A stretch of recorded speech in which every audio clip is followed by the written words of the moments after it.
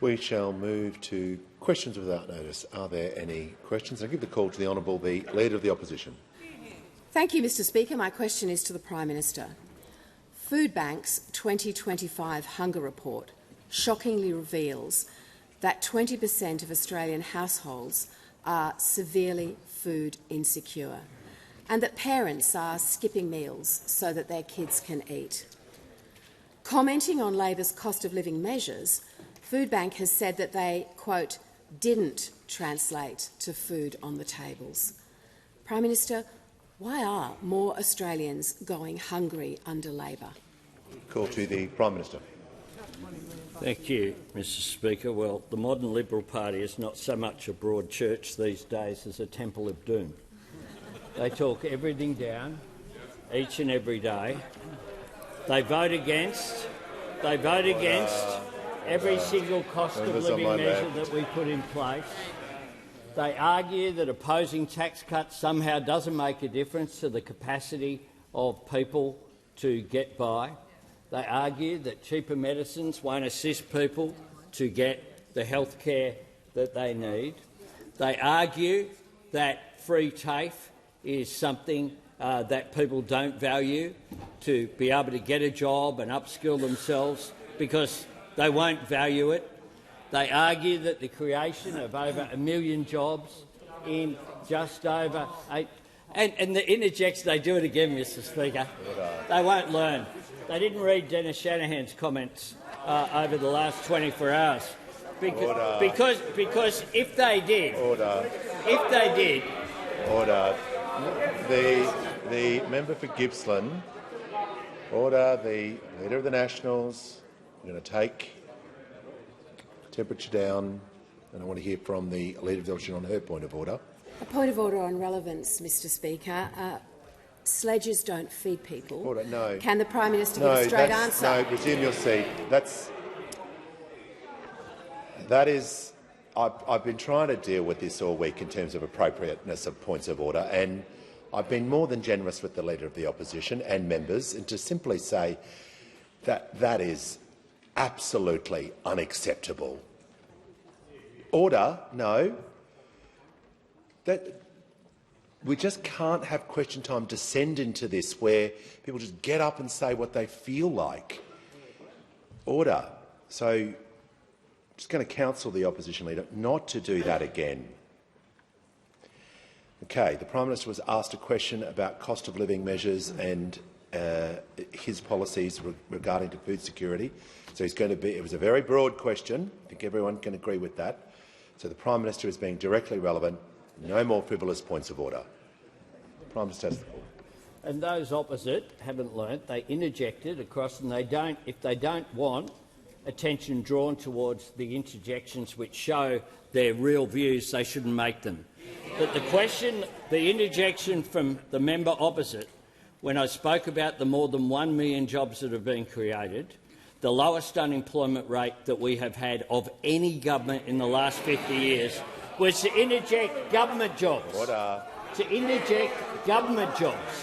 Which exposes two things. One, that they don't understand the jobs that have been created in the private sector, and two, confirms their contempt for people who provide service delivery across there, including clearing out the waiting lists in Veterans Affairs that we inherited. People who'd served our nation in uniform, who then were denied their entitlements as a result of the cuts that were made by those opposite. And that's why we remember, Mr Speaker, they went to the election saying they would sack 46,000 public servants. And then they said they were just all in Canberra, ignoring the fact that public servants in Centrelink, in Veterans Affairs, in all of these communities are out there in their electorates as well as these electorates, and particularly in regional Australia, provide such an important role. But of course, the Leader of the Opposition who asked this question was part of a government that ripped $20 million from food bank. From food bank. Order. And then they have the hide. Time the hide has to raise food concluded. bank. Order. The Treasurer will cease interjecting. The House comes to order. We shall hear from the honourable member for Reid. My question is to the Minister for Climate Change and Energy. How is the Albanese Labor government delivering on the plan backed by experts to provide cleaner, cheaper and more reliable energy? Why is listening to trusted expert advice important? How does this approach compare to others? Give a call to the Minister for Climate Change and Energy. Well, thank you, Mr Speaker. I thank my honourable friend for her question. And of course, the Albanese government's delivering on a plan for cheaper, more reliable energy for Australians, including 113,267 home batteries that have been installed since the 1st of July, 2.3 gigawatt-hours. And interestingly, Mr Speaker, 9 of the top 10 electorates for cheaper home batteries are below the median weekly wage. So this is support going to those Australians who need it to reduce their energy bills. And of course, we're also delivering through Solar Sharer our plan to see more Australians be able to access free solar energy in the middle of the day, even if they don't have solar panels and a battery. And all this, Mr Speaker, also is leading to October being the first month in Australian history that we got 50% of our power from renewable energy in the NEM. On average, not for a few minutes, on average. That's how the monthly figures work, on average. Now, this is a plan designed by Australian experts, backed by Australian experts. The CSIRO, AEMO, the Australian Energy Market Corporation, the Australian Energy Regulators, all of whom have told the government repeatedly renewables are the cheapest form of energy and that the biggest threat to reliability in the system is coal-fired power. Now, there is an alternative approach. On Saturday we saw the National Party announce they were scrapping net zero. It will be just a little while before the Liberal Party follows, maybe just a few minutes. Now the leader of the National Party had justification. He called on expert reports and he said Net Zero Australia has said it will be somewhere between $7 and $9 trillion, and Rainforest Reserve have already made it clear that to go to an all-renewables approach would be $1.382 trillion. So it's quoting Net Zero Australia and Rainforest Reserve. Well, let's have a look at the leader of the National Party's experts. Net Zero Australia has issued a statement today that says this. Order. Different individuals and groups have been misrepresenting key cost estimates from our Australia project as the cost of Australia reaching net zero. These misrepresented costs have typically ranged from $1.5 trillion to $9 trillion. Does that sound familiar? I wonder who they were talking about. Misrepresenting them. And then we've got Rainforest Reserve. Well, they've been quoting a lot of people, and including Rainforest Reserve quoted the Journal of Cleaner Production to support their cases. The publishers of that journal were asked about the references, and they said, and I quote, "These references appear to have been hallucinated and do not exist. We have not found any articles with these titles published in any Elsevier journals." Hallucinations is a common theme, Mr Speaker. We've got the National Party and the Liberal Party following each other to net zero. It'll only be a few minutes before it's announced that the Liberal Party's followed them. The party of Benji's has become the party of Sky News frenzies. The member for Page. Now, just before we call the Deputy Leader, we had Member for Cook interject 9 times there and the Leader of the Nationals on 11 times. So we're going to give it a break because you've had a good go. Now we're going to hear from the Deputy Leader of the Opposition. Thank you very much, Mr Speaker. My question goes to the Treasurer. The RBA's forecast shows that if it were to offer any further rate relief, inflation would not get back to the 2.5% target. Noting the national accounts show government consumption still growing faster than household consumption, will the Treasurer admit that with his foot on the accelerator and the Governor's on the brake, he is making it impossible for the RBA to offer further relief? Give the call to the Treasurer. Thank you, Mr Speaker. Not for the first time the Shadow Treasurer's foot is in his mouth. And the reason for that is because the Reserve Bank made it very clear in the course of coming to its decision earlier in the week that government spending had nothing to do with it. They didn't mention it in the press conference, they didn't mention it in the press release, and when they released their updated forecasts, they downgraded their expectations for public spending in our economy. Now, one of the things that is happening in our economy, I acknowledge that there are a number of challenges, but one of the welcome developments in our economy is that the private sector has been taking over. In fact, over the last 2 or 3 quarters, the private sector has been resuming its rightful role as the primary driver of growth in our economy. In fact, for the last 2 quarters, public demand has made no contribution to growth. And so the Shadow Treasurer really ought to know that, Mr Speaker. Now, in a week where the opposition leader's judgment has been repeatedly called into question, I wanted to say that I think it's a credit to the strategic nous of the Leader of the Opposition to give the Shadow Treasurer a question, because nothing does the Shadow Treasurer's leadership ambitions more harm than to stand him in front of a microphone that's turned on. Because I've already answered this question, Mr Speaker, earlier in the week. And I made it very clear earlier in the week, Mr Speaker, that if he is saying that the budget is the primary determinant of movements in interest rates in our economy, then we've had 3 interest rate cuts this year, including 2 interest rate cuts since the budget I handed down from this dispatch box in March, Mr Speaker. And if he wants to be honest about the view of the Reserve Bank, I encourage him to check out what the Reserve Bank Governor said about the 2 surpluses that we have delivered and the fact that in the 3rd year the deficit is much smaller than we inherited, and because of all of that, debt is much lower as well compared to other countries, and also, I would say, compared to what we inherited from those opposite. So the last point I would make, Mr Speaker, is the Shadow Treasurer is precisely the last person that I will take advice from when it comes to responsible economic management. He is the guy that wanted to borrow hundreds of billions of dollars to build nuclear reactors which would push the price of electricity up, not down.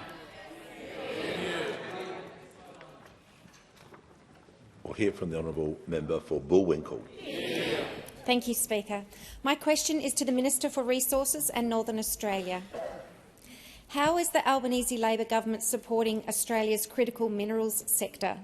Why is reliable energy so important for this sector? And what other proposals have been put forward? Call to the Minister for Northern Australia and the Minister for Resources.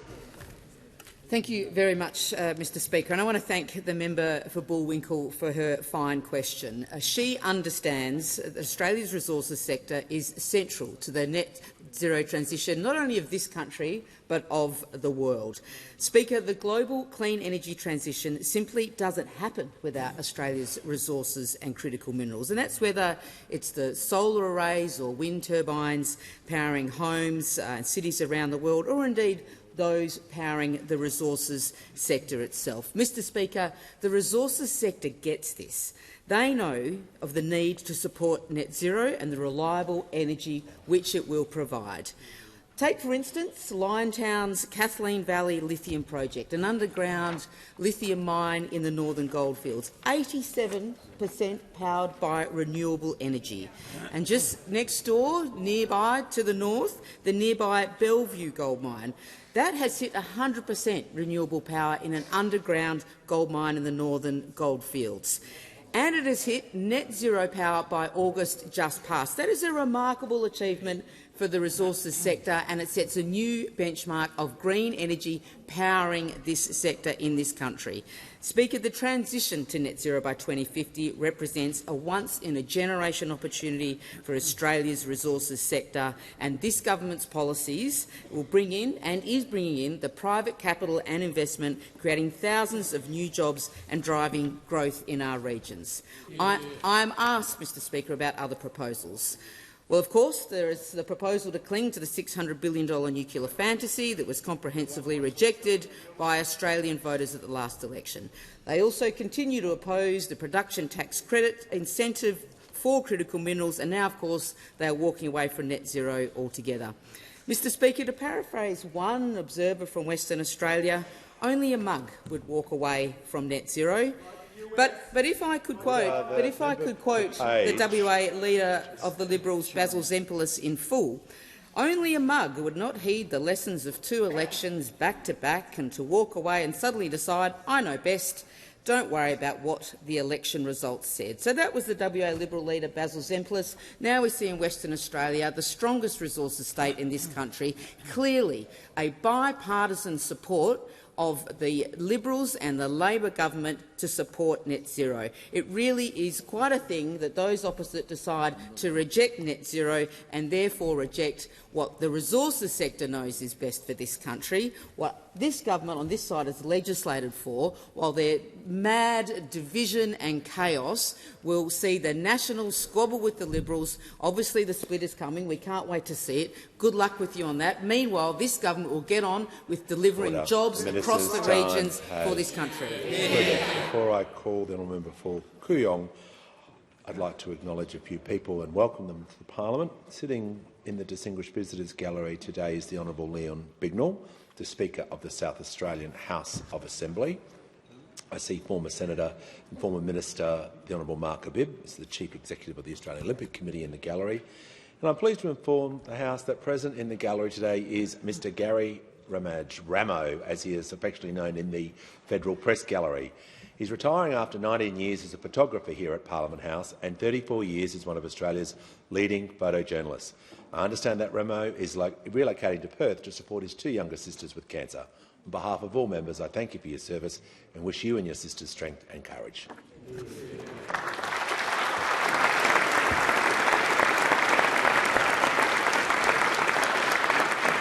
Give a call to the member for Ryan. Kooyong. Thank you, Speaker. My question is for the Prime Minister. Prime Minister, Australian medical research saves lives. It boosts our economy. It improves our domestic security and it provides aid to our region. The Medical Research Future Fund was established to support the sector with $1 billion a year, but your government is spending only $650 million annually.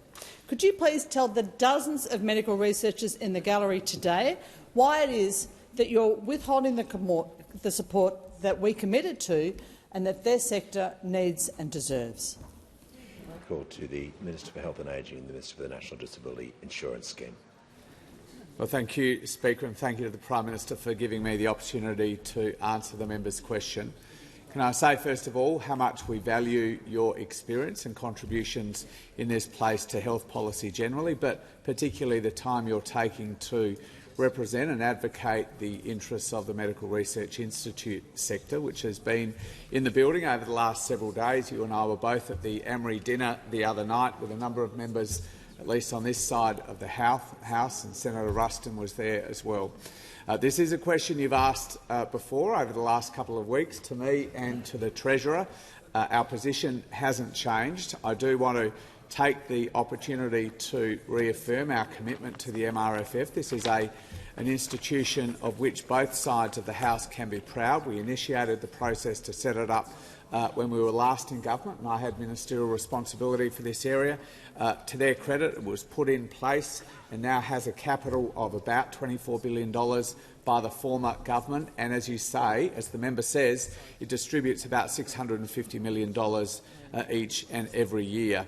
I heard some remarks and a release from the member and a number of the institutes earlier today about the success rate and applicants that had not been able to receive funding from the MRFF. As the member well knows, success rates for all of the government's research funds are well short of 100%. So well short of 100% of good, worthy applicants are actually able to receive funding. And I think actually the MRFF has a success rate above the others. It's about 30%, has been about 30% through the course of its time.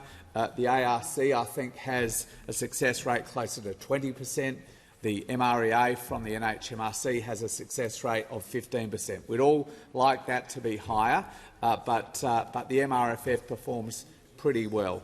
As the Treasurer said last week, though, I think the government is taking this very seriously. As I said and the Treasurer said, we are pulling together a single, united national health and medical research strategy under the leadership of Rosemary Huxtable AO, former Secretary of the Finance Department, and former Deputy Secretary of the Department of Health. I can't believe the Leader of the Opposition is interjecting about health and medical research, but such is life.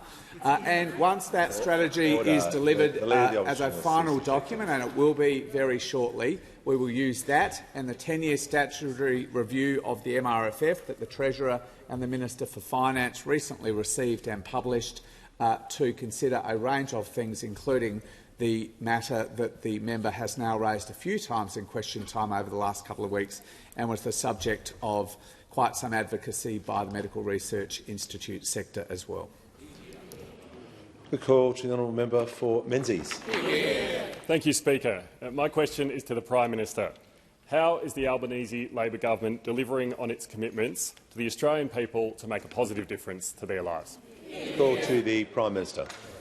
I thank the member for Menzies for his question, my favourite ever member for Menzies, I must be said, Mr. Speaker. And 6 months on from the election, our Labor government is delivering the plans and policies that the Australian people voted for on May the 3rd. We committed to cut student debt by 20% and we delivered it. We committed to making medicines cheaper and we've delivered that. We expanded paid parental leave and super paid on PPL and we've delivered that as well. We committed to the biggest ever women's health program, including reproductive health, and we have delivered that. We committed to $10,000 bonuses for construction apprentices and paid prac for teachers, nurses, social workers and midwives, and we have delivered that. We committed to enshrine penalty rates into law, protecting weekend and overtime pay, and we have delivered that. We said we'd cut taxes for every single taxpayer. We of course delivered that, and we'll top up tax cuts next year and the year after. We committed to the largest investment boost ever in Medicare, tripling the bulk billing incentive, and on Saturday we delivered that. We committed to 50 urgent care clinics going on top of the 87 that we had already opened in our first term, and they are opening right around the country, including one very soon, Mr. Speaker, before Parliament comes back in the electorate of Grainler. Mr. Speaker, we also committed to ban social media for under-16s so that kids have time to be kids rather than engaging on their devices, to get our youngest Australians offline and into life. And today we're joined in the gallery by a courageous 12-year-old Florence, or Flossie, as she likes to be called, who's here with her mum and a neurologist expert from Hobart in Tasmania. Flossie was good enough to give me this friendship bracelet, and I thank her for it. And I declare it on the register, Mr. Speaker, at this time. The work that Florence has done as a young Australian to inspire other children to embrace activities other than being on their devices is quite extraordinary. This is a social change backed by both sides of this parliament that has come from the bottom up. It's come from parents who have lost their sons and daughters, but it's also come from young people like Flossie, who's out there with her peers saying, get engaged in sport, get engaged in music, get engaged in reading, get engaged in communicating with each other in order to benefit your life, not just in the period in which you don't turn until you turn 16, but so that your life is better on the way through, because Flossie has investigated what the neurological impact is of social media and the harm that it does, and is an articulate, inspiring advocate. And on behalf of this parliament, I think everyone in this parliament, I say thank you for the work that you are doing and the leadership you are giving to young Australians. Yeah.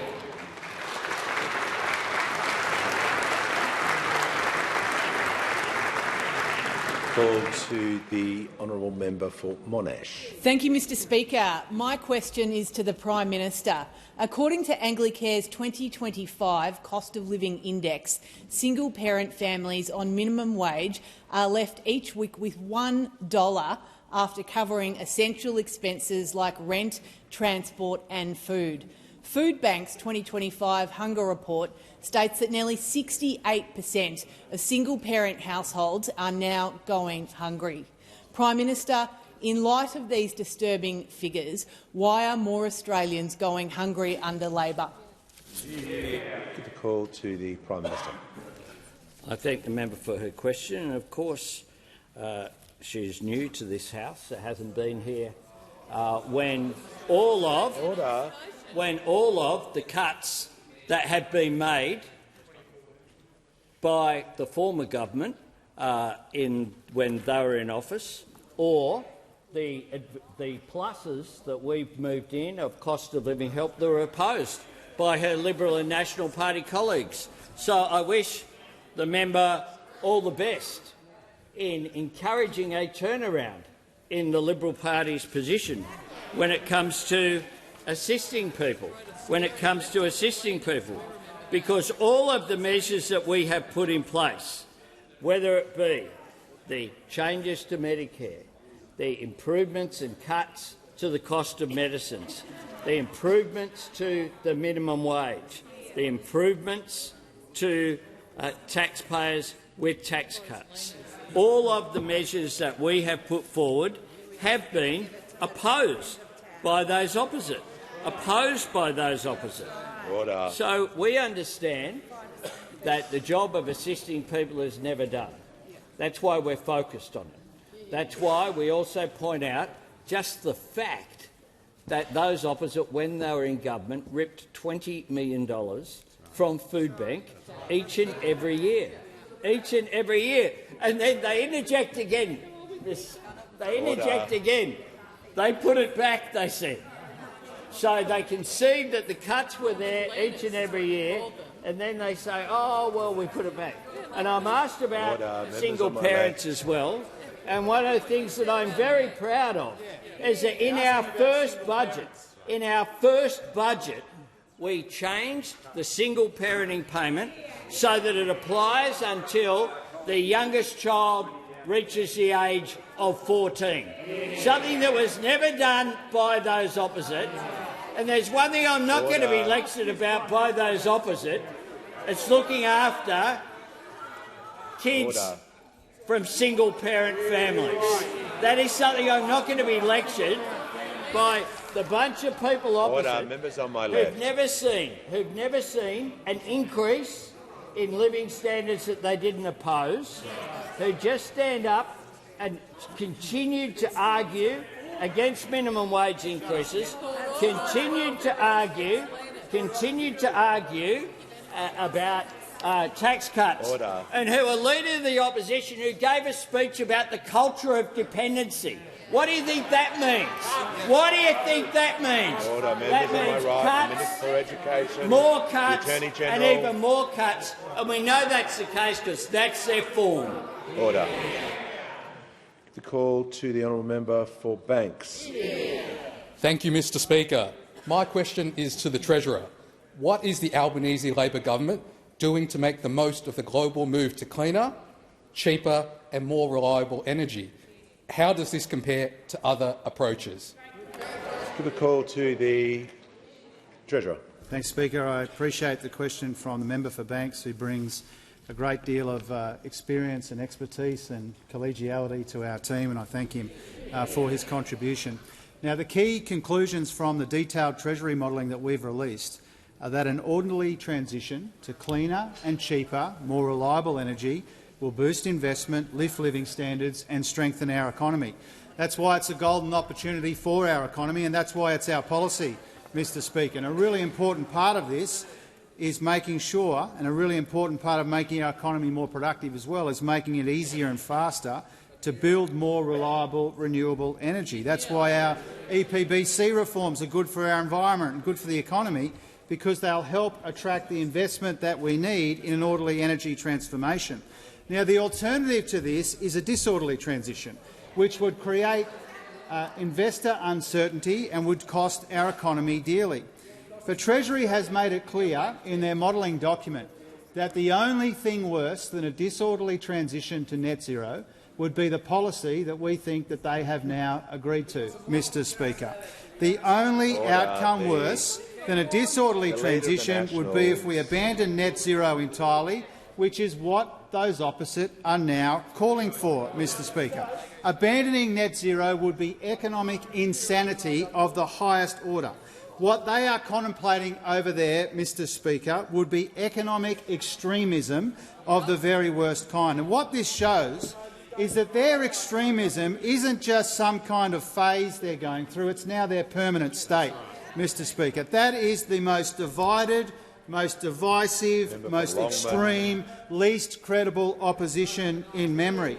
But while those opposite are divided, this government and this Prime Minister is delivering a considered, orderly, responsible transition to cleaner and cheaper, more reliable energy is an important part of our economic plan, and there's a good reason for that. And that's because this will strengthen our economy, it will create more opportunities for more Australians, and that's what this side of the House is all about. And that's because we are a mainstream government, delivering for the people who send us here, and we won't be distracted by the daily madness that we see over there, Mr Speaker.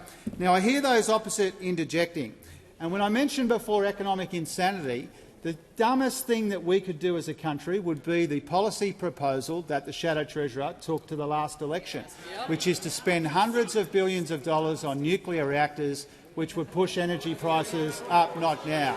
The difference between this side of the House and that side of the House is we are working through these issues in a considered and methodical way to invest more in cleaner and cheaper energy. Those opposites have gone absolutely crazy, and the economy would pay a price as a consequence. Before I call the member for Moncrieff, I'm pleased to enforce that we've just been joined by, in the gallery, the Australian Auspol 37th delegation from the United States of America. On behalf of the House, a very warm welcome to you all. And give the call to the honourable member for Moncrieff. Thank you, Mr Speaker. My question is to the Minister for Resources. Yesterday, the West Australian Premier, Roger Cook, was wandering around Parliament pleading with every minister who would listen to please, please, please not cave into the Labor-left-dominated backbench on the EPBC bills. Will the minister listen to the Premier of her own state or her left-wing backbench? No. The member for Cornwall will cease interjecting, and the member for Isaacs, the member for Goldstein. Order. The Minister for Employment, just going to, members on my right, I don't want to issue a general warning, but interjections are highly disorderly. I want to hear from the Leader of the House on his point of order. Thanks, Mr Speaker. Practice makes clear the issues on which ministers can be questioned.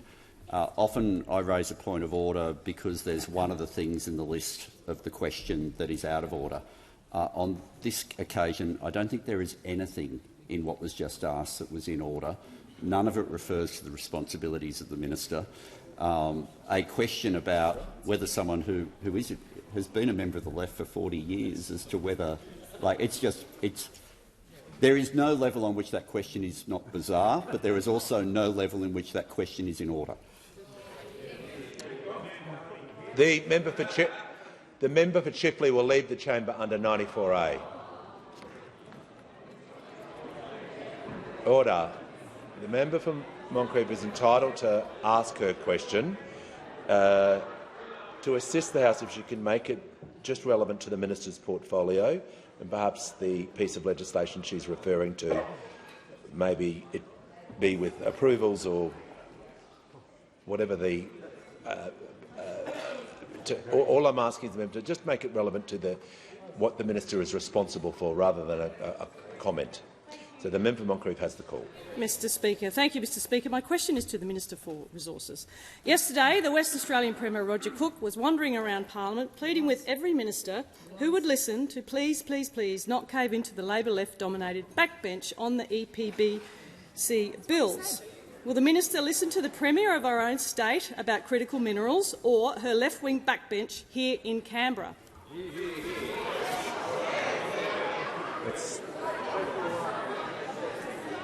The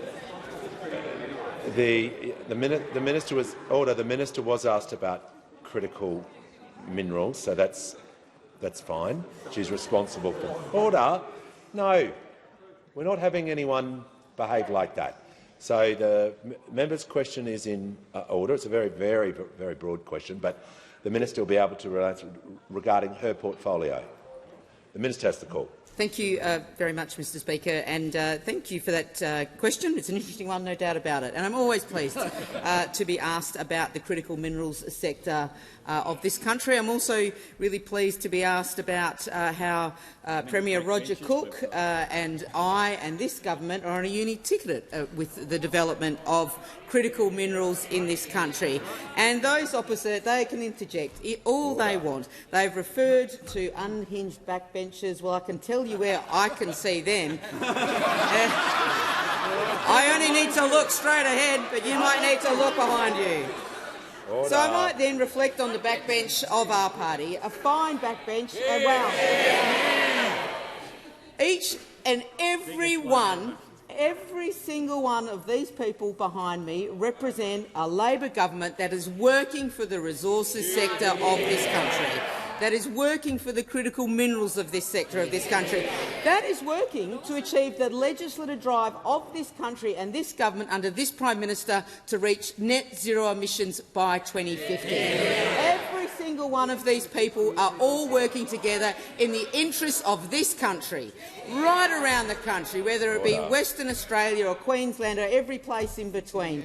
They know what is good for this country because they work for this country, they listen to their communities, unlike those opposite who just listen to one another. As we well know, all we see in the newspapers from day to day is what the next argument is.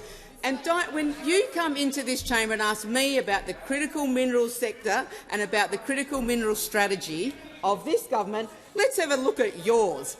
The last time I looked at the critical minerals strategy issued by the opposition when they were in government in 2022, how often do you think it— The minister will pause.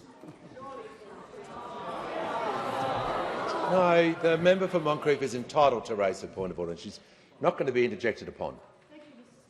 It is around relevance because the minister was not asked about those on this side. The minister was asked about critical minerals, and the West Australian Premier wandering around begging you all to listen to.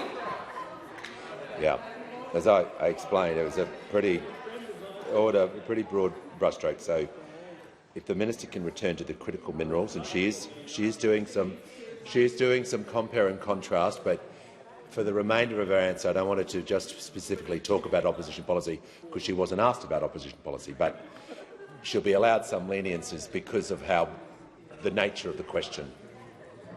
Thank you, Mr Speaker. So, as I said before, I am more than happy to speak about critical minerals. And, of course, what we have observed in this place is how important the reforms to the EPBC Act will be for critical minerals and rare earths projects. It will be important for the framework agreement that the Prime Minister signed with President Trump just a couple of weeks ago when we were together in Washington. And it's this Labor government and these backbenchers on this side that are working toward implementing that framework, towards getting an environmental protection legislation that works for the environment, heaven forbid those opposite, but also works for industry and for the community. And what do those opposite do? Well, they do absolutely nothing.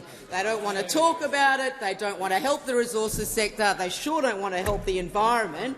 So when you go back to your communities, ask them what they think.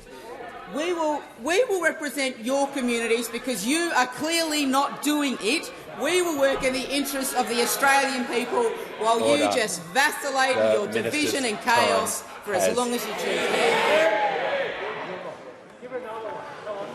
Order. And the House Comes to order. We shall hear from the member for Cunningham. Thank you, Speaker. My question is to the Minister for Health. How is the Albanese Labor government's investment in Medicare urgent care clinics helping Australians to get urgent care when they need it? How do urgent care clinics help strengthen Medicare after a decade of cuts and neglect? Call to the Minister for... No, the member for Lyne will leave the chamber under 94A. No. She's had a pretty good go this week. Order. Well, it may be Thursday, but everyone's still got to follow the rules. Give the call to the Minister for Health and Ageing and the Minister for Disability and the National Disability Insurance Scheme.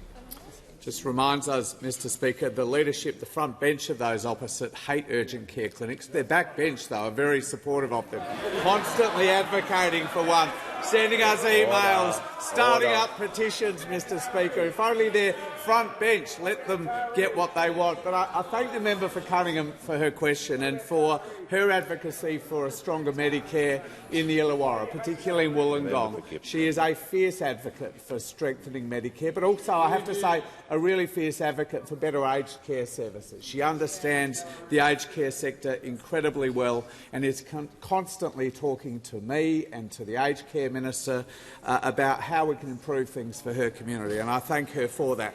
I also know that she is incredibly appreciative of the record investment in bulk billing. And can I say, in just the last week, the number of bulk billing clinics in her electorate hasn't just doubled, hasn't just tripled, it's quadrupled in a week, in just a week. We've seen a big increase in the neighbouring electorate of Whitlam as well, a big increase in bulk billing for the people of the Illawarra. And she's also a great advocate for the Corrimal Urgent Care Clinic in Wollongong. Already that has seen 30,000 people from her community, all fully bulk billed, getting high-quality urgent care. And she pointed out there was a particularly high-profile patient there recently, the health reporter from the Sydney Morning Herald, who wrote a piece this morning, said, "I thought Albo's urgent care clinics were a waste until I needed one." Until I needed one. And with all of the zeal you would expect from a convert, he then went on to describe a very unfortunate incident where his surfboard went into his foot and cut it quite considerably. On the weekend, he went into the Corrimal Urgent Care Clinic, which he found on his phone, received incredibly high-quality urgent care, completely free of charge. And as I say, I thank him for it. He's written this very fine piece promoting what is a terrific initiative for a stronger Medicare for the whole country. So we have two urgent care clinics in the Illawarra already. 30,000 people through the Corrimal Urgent Care Clinic, 20,000 through the Dapto Urgent Care Clinic in the neighbouring electorate of Whitlam, and rounding it out in the coming couple of weeks, we'll be in a position to announce the provider for the Shell Harbour Urgent Care Clinic in the southern part of the Illawarra as well, Mr Speaker. That's just one of the 50 urgent care clinics we promised across the country at the last election. 3 of them are already open. I'm confident the rest of them will be open over the course of this summer, hopefully as many as possible by Christmas. And once that is done, 2 million people, like the health reporter from the SMH, every single year will get that high-quality urgent care. Call to the member for Dawson. Thank you, Mr Speaker, and my question is to the Prime Minister. When asked about the Prime Minister's promise to reduce power bills by $275, the Labor member for Solomon said, and quote, "How long are you guys going to hang on to that $275 piece?" Prime Minister, are power bills $275 lower now than in May 2022? Call to the Prime Minister. I thank the member for his question. Of course, what we know is that our friend, the member for Hume, had an interesting thing prior to 2022, where he actually intervened to change the law to hide where power prices were. And I'm not sure why he's here, but not here, but I wish him well. Yesterday, of course, they had another quote from the member for Solomon. I don't know how he got onto Sky News, but I congratulate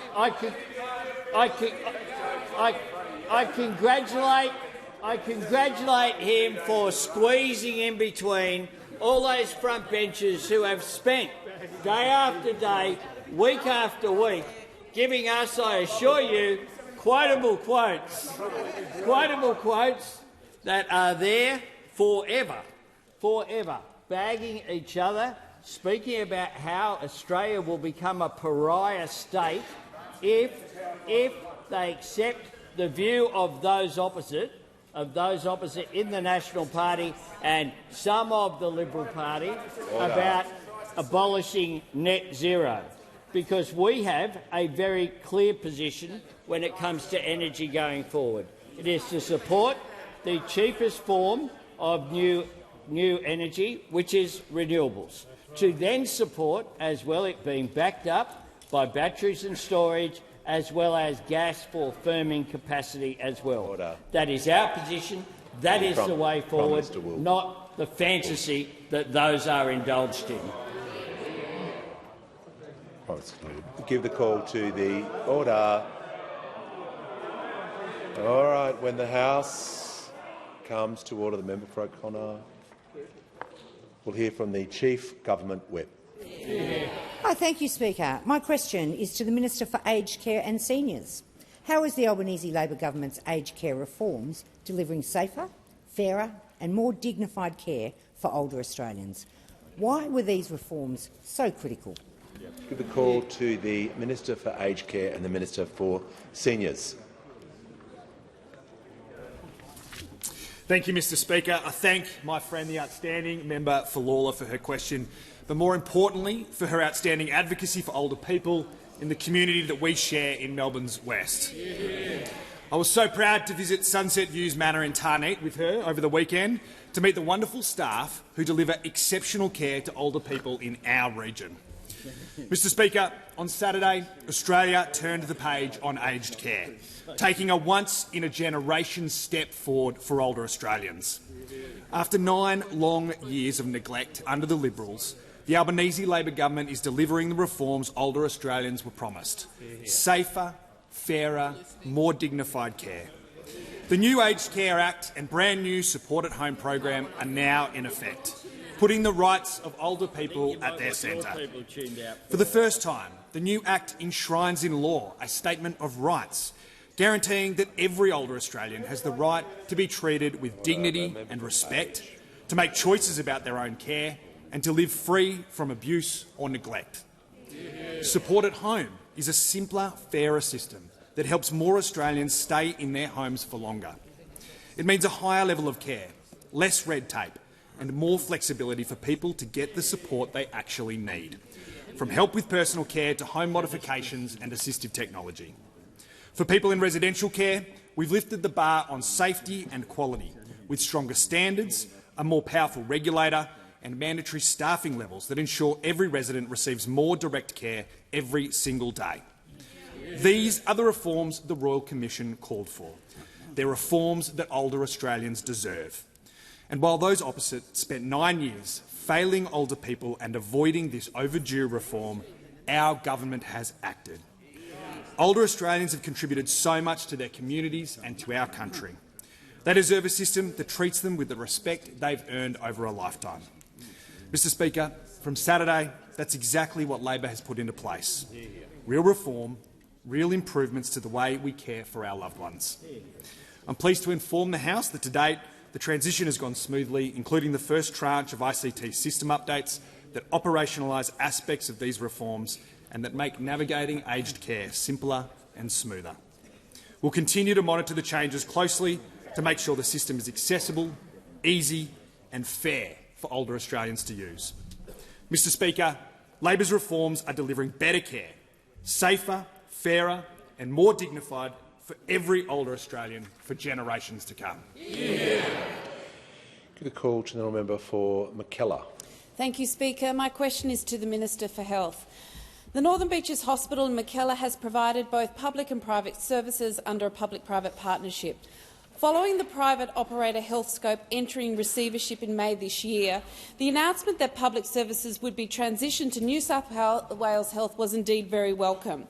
However, there is great uncertainty about the continuation of the world-class private services delivered there. Minister, what reassurance can you provide my community regarding ongoing access to all the private services at Northern Beaches Hospital? Call to the Minister for Health and Ageing and the Minister for Disability and the National Disability Insurance Scheme. Thank you, Speaker, and I acknowledge the member's advocacy for the return of this privatised hospital effectively to public hands. And can I remind the House that no Labor government has privatised hospitals over the last 30 years, while Liberal government after Liberal government around the country has persisted with this failed experiment of privatising public acute care hospitals. The first time I dealt with it was in the northeastern suburbs of Adelaide back in the 1990s when Healthscope, the same company, was given the contract to run the Modbury Hospital. The member for Macon will remember it was a debacle and had to be brought in-house. And we've seen repeat after repeat of this failed Liberal Party experiment to privatise our public acute care hospitals. And we know the Auditor-General's report from New South Wales confirmed that sense of failure. It doesn't integrate properly into the public hospital system. That's what the New South Wales Auditor-General found. And there is a tension between profit and proper clinical care that should not happen in an acute care public hospital. The private hospital system, as the member knows better than most, is very different. It's largely there for planned procedures, and of course, here you go, the Liberal Party seeking to defend failed privatisation experiments, because at the end of the day, like Pavlov's dog, they return to the idea that we should have a privatised model of healthcare. Well, that's not the member's view, it's not the Labor Party's view. I do know, though, that the very hard work the New South Wales Minister for Health is doing here to unwind this privatisation over a relatively short period of time is one that is seeking to reassure, first of all, doctors, nurses and other healthcare staff at that hospital that they'll have jobs and that the clinical services at this hospital will be up to scratch. And I think there's a close process of consultation there. They'll all have jobs offered. Their entitlements will transfer to New South Wales Health if they choose to take up that offer. As the member also knows, the New South Wales Government is consulting closely with clinicians and the community about what private hospital services will continue to be available on that precinct or on that hospital site. And I'm keeping in touch with the New South Wales Minister about that. Obviously, as the member knows, this is all complicated by the fact that Healthscope more broadly, which runs well over 30 hospitals, including Northern Beaches across the country, is now in receivership. So we are taking the lead as the Commonwealth for making sure that there is continuity of service from all of those other Healthscope hospitals. But we took a decision as two governments that New South Wales Health would lead on essentially unwinding arrangements and guaranteeing private and public services on the Northern Beaches side. But if the member wants me to update her and keep representing these issues to New South Wales Minister, of course I'd be more than happy to. The call to the member for Kennedy. Minister representing Special Minister for State. An infamous evil in history, and I quote, advised his movement, repeat a lie continuously, continually and constantly. People will believe it's the truth even though it is a lie. The LNP Townsville are obviously fellow travellers. The Hinchinbrook by-election is the worst lying I've encountered in 25 years in politics. That's saying a lot. The LNP said we support castle law. They've opposed its introduction 3 times. We're not going to abolish coal. They've kept the coal tax, which will abolish coal. 3 mines effectively closed. The LNP said KP candidate Molokino had been Labor. We've the text messages showing the LNP approached him as their first choice candidate for Hinchinbrook. Minister, do we have an avenue to stop flagrant, unconscionable LNP lying? Well, I'm going to get you to withdraw that last part of the statement because we had this discussion yesterday. We're not going down that path again. Untruths, Mr. Speaker. Just withdraw. I withdraw. That's all you need to say. All right, I withdraw that aspect of the question. Member. The Minister for Employment, Workplace Relations, representing the Special Minister of State, is a very broad question because you're talking about a state issue. So to make it relevant, the minister will have to make her answer relevant to Commonwealth law, and she won't be able to get much leeway around the state issue because she's not responsible for state issues. Thank you. The minister has the call. Thank you, Speaker. I'd like to thank the member for Kennedy for his question. One thing he did reference in his question was his long and distinguished public service, and I would like to recognise the unveiling of his portrait today, which recognises that 50 years, and I think we can all agree it is a striking portrait at that. But going to the member for Kennedy's question, as the Speaker has rightly pointed out, this is in the jurisdiction of Queensland state law, but I do agree with the member for Kennedy that truthful content in political communication is a genuine issue, and it is an issue that's been examined by this parliament through several avenues. The Joint Standing Committee on the Electoral Matters considered this issue in its last term, resulting in the Special Minister of State introducing legislation for consideration, which contains a model to regulate and govern truth in political ads. There's an open invitation from the Special Minister for State for all members, including for the member for Kennedy and senators, to meet with him to discuss this important reform. We know that regulating paid political communication and indeed more broadly mis- and disinformation is a complex issue, with many members and senators having varied ideas, concerns and views on these types of pieces of legislation.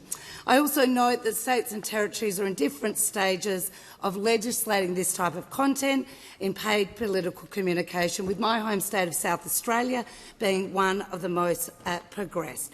The Australian Electoral Commission, one of the most trusted Commonwealth agencies who have the primary task of running our federal elections, have made their views clear. The AEC have consistently given evidence that this is not an area of law that should be rushed or approached without careful consideration. This includes, of course, the question of who should be the authority and regulator of the content of truth and opinion. As the Commonwealth, we must consider the constitutionally implied freedom of political communication in any reform. But of course, member for Kennedy does raise an issue that concerns all elected members of Parliament. But I would say one thing that I'm always reminded regularly is the Australian public are not silly. They often can see through these smear campaigns and rhetoric, and I always put trust in the Australian people. Yeah. Give a call to the honourable member for Moreton. Thank you, Mr Speaker. My question is to the Prime Minister. How has the work of the Albanese Labor government this fortnight, both at home and abroad, been delivering for Australians, and are there any risks? Call to the Prime Minister. I thank the fantastic member for Moreton for her question. Stronger Medicare, cheaper medicines, cutting student debt, protecting penalty rates, building more homes, boosting Australian trade, lifting wages, backing jobs and backing Australian industry, backing our future made in Australia. In the 6 months since the election, we've been focused on delivering the policies that Australians voted for on the 3rd of May. I'm asked about alternatives, and the Liberals and Nationals keep talking about what Australians voted against. They're defined by what they're against because they can't work out what they're for. We talk about Medicare and back Medicare. They attack women's health, including some extraordinary speeches when it comes to Priya's law. We back Australia's interests overseas. They write to politicians in other jurisdictions about Australia's national policies. We support reliable, cheaper energy. They undermine our energy security. We fund housing, public housing, build-to-rent schemes, increased home ownership. They deny there was ever a problem. They didn't need a minister. We work with unions and the business community. They attack workers' rights, but they also treat the Business Council of Australia and the Australian Industry Group and ACCI as somehow the enemy as well, including, of course, the resources sector. That is who they are. That is what they believe. Tell us what you've done in veterans. We are delivering, they are divided. And when it comes to, I get an interjection again, come in spinner, Mr Speaker, about veterans.